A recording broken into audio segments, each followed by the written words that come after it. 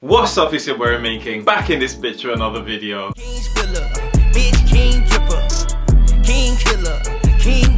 At the moment, everyone in the world, we're on lockdown, we're kind of on quarantine, not really allowed to leave our houses. So what I've done is I've created a nice little series for you guys. Nice little cooking video that you guys can try at home. Nice, simple, easy, step-by-step recipes. And I'll be bringing them out to you guys every single week. So I look forward to bringing them and sharing them with you. And I hope you guys enjoy them as much as I enjoyed making them for you. Welcome back to another week of Quarantine Kitchen, where again I teach you nice, simple, easy recipes to do at home, step-by-step recipes. So this week on Quarantine Kitchen, we're making lasagna. We're taking it all the way to Italy, well, as best as I know how. We're going to give you a nice little walkthrough of the way I make lasagna. Remember to like, comment and subscribe. Leave a comment, let me know how you guys got on with this recipe. This is everything that you should need to make lasagna.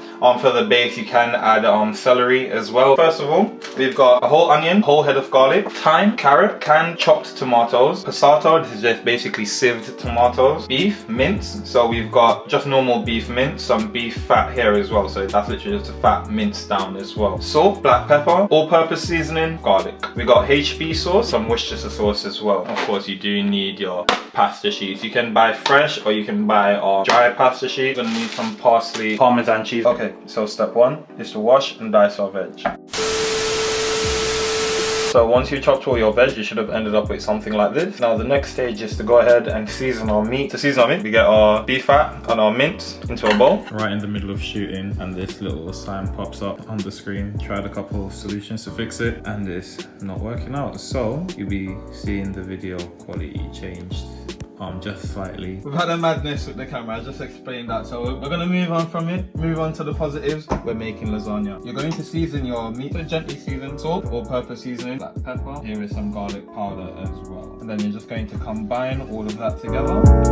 You want to make sure that your beef fat and your mince and all of those flavorings are mixed. Cover like a border, like your surface area with some cling film. Then all we're going to do is we're going to get our meat. We want to just grab the same amount each time. We're just going to ball these up, just like so.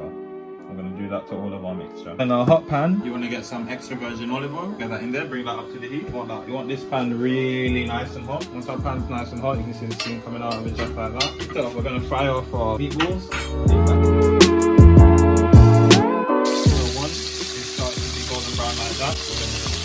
Once you've got that nice and brown on all sides, you're just going to take it out and repeat that process to your other batch. Once you've fried off all of your little meatballs that you've had, you're going to strain off all of this oil. We're going to give it a tiny bit of a wipe because we want the burnt bits out, but we still want to keep all that flavour that's still in the bottom of that pan. So whilst the pan is still off, we're going to go in with our onions, our garlic, and that oil that we've just strained off. We're going to get a bit of it like that. That's the excess fat oil from the beef itself. So we're just going to sweat this down. So it's going to lift all of that residue that's at the bottom of the pan. Then once your onions are nice and soft and you can start to smell the garlic, remember, not burnt, wet down. The darkness is from all the residue that was in the bottom of the pot and it's all now mixed in.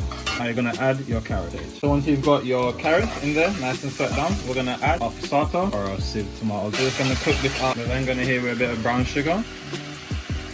You start to see it go a nice darker red and it starts to thicken and tighten up all around the edges.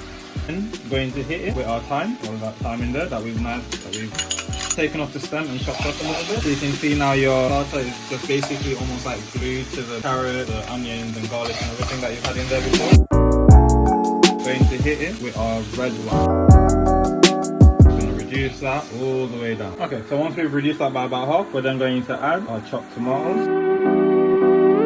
And then we're going to add our beef stock. We're going to bring that to the boil. So once it starts to boil, we're going to go ahead and add our meatballs back to the mixture. So once you've added your meatballs, bring it up to the boil. Let that build up a bit of steam. And then we're going to put our pot all the way down. We're going to just leave her for about an hour. You've had it on a low simmer. You're going to want to get like an old potato masher. Or what you're going to do, you're going to break your meatballs apart. So once you finish out mashing the meatballs and the sauce together, you should have a nice little concoction that's nice and tight like this. We're going to cook it now for about another hour. Literally literally on your stove, find the smallest burner, put it on the smallest heat and just leave it there. And then in half an hour's time, we're gonna come back. Then in another half an hour, we're gonna come and do it again. And we're gonna check how tender that is. We're trying to get this to the point where it's almost melting in your mouth. It needs to all combine into one beautiful sauce. Next step that we want to move on to, start getting our pasta water ready. Oil, some salt, and water going on the boil now. We've got some ice. We're gonna get some water in there. So as soon as our pasta is cooked, we get it straight in the ice water so the pasta doesn't overcook. And in this pan, we're going to be making our white sauce. So all you need for that, some butter, some oil, just so the butter doesn't burn, flour, and our milk that we've got on the boil over there. So you want to get your oil and you want to get your butter in the pan, low heat. You just want to melt that butter. Once the butter is melted, we're going to add our flour.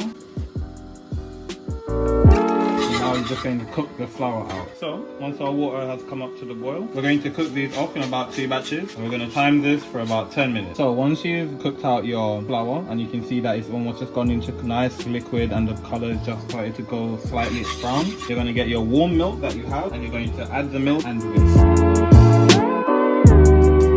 You're just going to let that come to the boil and it's going to thicken over time. This is going to make sure that your pasta as well doesn't stick to each other when it comes to layering the actual pasta. So you just want to repeat that process until all your pasta is cooked. So once we've got our bechamel made, we're going to finish off our ragu. We've had this on low heat for about a good 2.5 hours now. We're going to add a bit of the thyme that we had left over and parsley, chopped parsley, HP sauce and Worcestershire sauce. All that parsley in there like so. Fresh parsley, always better than the dried. So add our Worcestershire sauce. Remember, you can always add, but you can never take out. So you just want to add a little bit at first, a bit of HP, just a bit of scope, just like so. So you don't need a lot. You just want it to complement the beef. You don't want it to completely take over. So all this is now, you're just adjusting this taste, adjusting this to your taste bud and to your liking. You could as well swap out the HP sauce and use some cayenne pepper instead and make it a bit more of a spicy mixture, or use both. Once you've gotten to this stage, all that's left to do is just to assemble your creation. So what we have here, we have our beef, sheets, and white sauce. And then I'm going to be making about 1 million layers. You don't actually need to do it like this. You can get something that's about like 1/4 of this size and then just make like about 4 layers, but we're gonna go with some nice thin ones here. So what you want to do first, you want to get some of your sauce at the bottom, spread that. This is just gonna act as like a little bit of a glue for your first layer of pasta. And neatly place that just at the bottom like so. And so our construct is going to be pasta sheet, bechamel or white sauce, whichever one you'd like to call it. Then we're going to go our meat sauce because that's realistically what we made, or ragu, and then we're just going to repeat that process over and over and over again. And then on some of the layers, I like to add a bit of parmesan. You don't want to do it throughout the entire layer, maybe like 2 or 3 of the layers, just because it will just start to taste of just pure cheese. And then you're just going to repeat that all the way up. Once you've layered your 1 million layers of pasta and you have covered the top just like so, to finish this, all you're going to do is we're going to add a bit of cheese, top into it, and a bit of parmesan, and we're going to bake it out. Once I do that, I'll cut back in with you guys as well. All that we've just added to the top, we've added another layer of just our bechamel, then we've added some mature cheddar cheese, then we've added some dried parsley, garlic, and some parmesan just to dust the top. Now all we're going to do is just going to bake this until it's golden brown. I'll put it in a tray just because we don't want anything leaking out and into our oven. Perfect. So once it's come out of the oven, you should have something that looks a little similar to this. So you can now see all that bechamel's kind of cleared up. You can see all the layers that's coming up. It's also formed a nice crust from, you know, the cheese and everything that you put on top of it. You want to let this cool for about a good 5 minutes or so before you cut into it. Okay guys, just some simple serving options. So we got some broccoli, just for veg sake. We got some garlic bread, and then we've got our pasta in the middle there. I do always also like to add a little bit of parmesan. Thank you guys for joining us on another episode of Quarantine Kitchen. Hope that was easy to follow. Hope when you try this recipe at home you like it and enjoy it. As always, let me know in the comments below what you think. I'll be back next week for another episode of Quarantine Kitchen. Just before we go on to subscribe you guys real quick, if you look down in the description box below, you'll see a full list of ingredients and measurements so that you can make this at home, make it a little bit easier for you guys as well. And as always, it's been your boy Romaine King. Join me next week for the next installment of Quarantine Kitchen, and we out. When I pussy like a loose nail, Harriet tell me 20s.